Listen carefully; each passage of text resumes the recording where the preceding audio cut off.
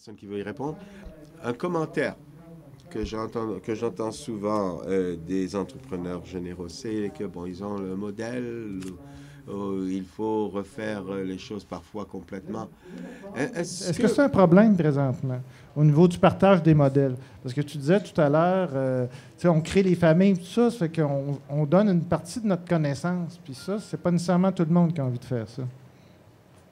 Ben, en fait, je pense que mon collègue à côté, c'est certain que peut-être qu'il travaille plus avec des plans peut-être de consultants faits externes. Nous, c'est certain que notre utilisation du logiciel BIM est quand même assez récente. OK?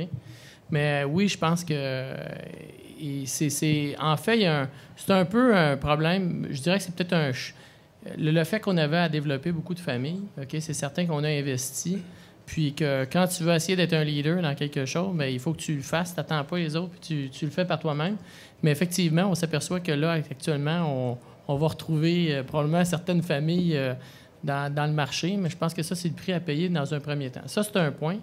Pour la question des dessins qu'on transmet, bien, je pense que moi, je pense qu'effectivement, il y a certainement des concepteurs actuellement qui sont hésitants à donner leur modèle, parce qu'il y a aussi...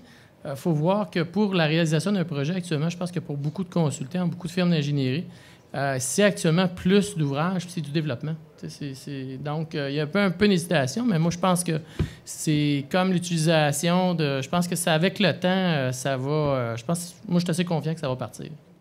L'inquiétude des gens au niveau de la responsabilité. Si c'est toi qui as préparé le modèle, puis il y a un gars de structure qui a fait le modèle en structure, puis là, tu passes ça à un entrepreneur. Est-ce que tu connais bien cet entrepreneur-là? Qu'est-ce qu'il va faire avec? Actuellement, au Québec, il y a très peu d'entrepreneurs qui ont la connaissance et la capacité interne de faire quelque chose avec le modèle. Je sais que SNC, il va en avoir après le projet du CUSIM. Pomelo commence aussi. Broccolini sont plus avancés que d'autres. Puis il y en a d'autres que je n'ai pas nommés. Mais que chacun soit conscient que ce qu'ils ont fait dans leur modèle, avant d'offrir ton modèle à l'externe, tu gardes une copie de ton modèle à l'interne. Ça te protège un petit peu comme quand tu donnes tes dessins CAD à quelqu'un à l'externe. Puis là, le client peut faire n'importe quoi avec le plan. Puis, c'était comme ça quand je l'ai reçu. Mais pas tout à fait vrai. Chaque professionnel va être responsable pour son travail à l'intérieur du modèle et tu peux retracer qui a fait quoi dedans pour voir c'est où la responsabilité. Donc, il y avait toujours la crainte, mais le modèle, et j'ai assisté à une conférence l'an passé qu'un avocat a parlé, puis c'est une bonne anecdote, parce qu'il a dit qu'il a toujours fait de l'argent sur le fait que les consultants chicanaient tout le temps. Et là, ils arrivent lui voir, puis Madame architecte, Monsieur ingénieur en structure mécanique électrique, il dit, mais là, on veut travailler ensemble. Peux-tu nous aider pour s'organiser à faire un contrat qui fait ça? Puis là, lui, il voit un autre paquet de poursuites qui s'en vient, mais il a dit d'un autre côté, c'est étrangement vrai que ça amène vers l'Integrated Project Delivery, puis les gens travaillent en équipe. Puis, en fin de compte, comme Pierre a dit tantôt, c'est le projet qui compte en fin de ligne, que tout le monde travaille pour faire un bon projet. On peut être protectionniste dans les choses qu'on a développées, notre personnel, nos familles, mais quelque part, ça va finir dans le milieu global de tout le monde de toute façon. Mais est-ce que les blocs que vous avez créés en CAD il y a 15-20 ans, vous utilisez toujours ces blocs-là? Non. Je pense que tout avance un petit peu plus. Avez-vous quelque chose à dire du point de vue des entrepreneurs, des problèmes entre les professionnels? Quels sont les enjeux?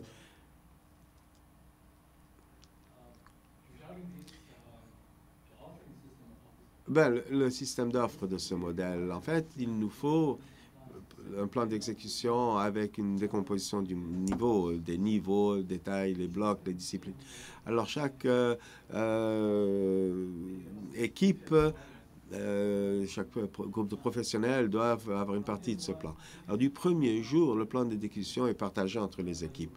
Tout le monde va savoir ce que les autres vont faire. Et quand on a des modèles spécifiques, personnalisés, et nous avons eu le commentaire que ce serait la responsabilité et l'autorité d'une équipe en particulier. Aussi, ça nous prend une signature du modèle. Par exemple, quand on finit une partie en particulier, cela est coordonné, on verrouille ce modèle. Et il y a de bonnes caractéristiques dans Navisworks où on peut ajouter quelque chose au registre. Il y a des mots de passe pour ouvrir le fichier. Ce mot de passe ne sera donné qu'à des équipes spécifiques. Alors, quand ils ouvrent ce dossier, ce fichier, ils verront des éléments qui correspondent au mot de passe ou à ce qui leur a été donné. Aussi, du point de vue contractuel, cela fait par la direction des équipes qui se mettent d'accord sur les procédures. À mon niveau, coordonnateur de BIM, il faut nous assurer que toutes ces exigences sont dans le contrat et implantées dans le contrat et que tout le monde... Le commentaire, j'aimerais ajouter, c'est juste au niveau du développement. On parlait que de partager, ça nous donne, on donne d'une certaine manière des heures de développement, des heures de recherche. Ce qu'il faut voir, c'est que les familles dans Revit, les catalogues dans n'importe quel logiciel, c'est une infime partie de ce qu'on peut accomplir comme développement avec ces logiciels-là. Donc, sachant cela, ce qu'il faut voir, c'est, OK, je suis prêt à donner mon start-up. J'ai travaillé pour, oui, c'est beau, mais si l'industrie utilise mon standard, j'ai plus à mettre mon standard à jour, l'industrie travaille pour moi. Donc, ça, c'est un point. Et faire les développements en fonction de les rendre transparents pour l'industrie. Donc, faire des développements que je vais être capable de donner mon modèle sans que mon intelligence soit incluse dans le modèle. Fait que, sachant cela, ça va influencer les décisions en matière de développement. On va développer de telle manière, parce que si je donne le modèle, personne n'y voit rien. Les autres vont voir que le résultat de mes méthodes, le résultat de mon développement. Donc, il faut garder ça en tête, je crois. Donc, je pense que tout le monde est d'accord que pour avoir du succès avec du BIM au niveau de l'industrie, c'est un changement assez drastique d'attitude. Parce que moi, dans le temps que je travaillais dans la construction, comme entrepreneur, on se prenait avec nos valises, puis c'était comme des agents secrets, là. On ne passait pas l'information. Donc, ici, on parle plutôt de le contraire, c'est qu'il y a tellement à faire qu'il faut justement partager et avoir confiance. C'est un changement d'attitude assez drastique. Il y a également la notion que dans la construction, chaque projet que tu fais, c'est un prototype. Il n'y a jamais deux projets identiques, à moins que tu fais des maisons en ligne. Donc, pour un projet, le plus d'informations que tu mets dans ton modèle, la partie information, le I, là, ce modèle devient totalement unique à lui-même. Que tu peux retourner chercher quelques morceaux de ce modèle pour réutilisation ailleurs. Le modèle que tu crées, c'est vraiment l'historique de ce projet en particulier, comment il a été pensé, mis ensemble, tous les joueurs qui ont ajouté leur partie spécifique dans le projet, les coûts avec qui tu as fait ton estimation et le cédule à qui tu t'es basé, etc., et le devis. Plus tard, les prix que tu as mis dans ton modèle pour sortir ton estimation, les prix changent chaque année, on le sait. Donc, il y a certains items qui peuvent vivre longtemps et surtout l'information, le database, les couleurs de peinture, le type de quincaillerie, le modèle de pompe, etc. Ça, c'est vivant pour un long terme, mais les autres choses vont changer avec le temps. Je pense qu'un des enjeux aussi, peut-être, je peux peut-être juste rajouter, là. Un des enjeux aussi, ça va être l'utilisation qu'ils veulent faire avec le document électronique que tu transmets. C'est-à-dire que si j'ai un client, exemple, qui veut prendre le document, il fait un appel d'offres, puis on y va en mode plus conventionnel, bien, s'il veut utiliser, lui, parce qu'il se dit, pour mon entretien, ça va être plus facile, je vais faire du tagging de tous mes équipements, telle affaire. Et là, si toi, tu as fait une conception intégrée pour aller en appel d'offres et faire un projet, et là, après ça, s'il manque des items ou c'est pas tout à fait adapté à son besoin, c'est là que ça peut devenir un peu plus compliqué. Si tu t'en vas en appel, si tu réalises un projet BIM peut-être de A à Z, tu t'en vas en mode en appel d'offres. Et donc, après ça, si il y a des estimés qui sont faits à partir de listes de matériel qui seraient extraits du modèle, puis s'il y a une erreur, à ce moment-là, ça va être quoi l'impact légal?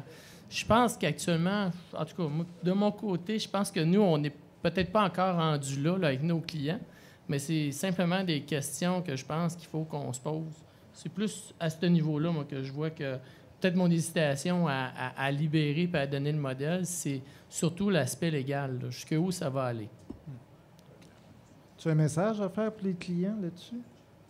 Bien, je pense qu'en général, peut-être pas juste pour les clients, je dirais que peut-être l'utilisation de BIM est quand même pas si bien connue que ça.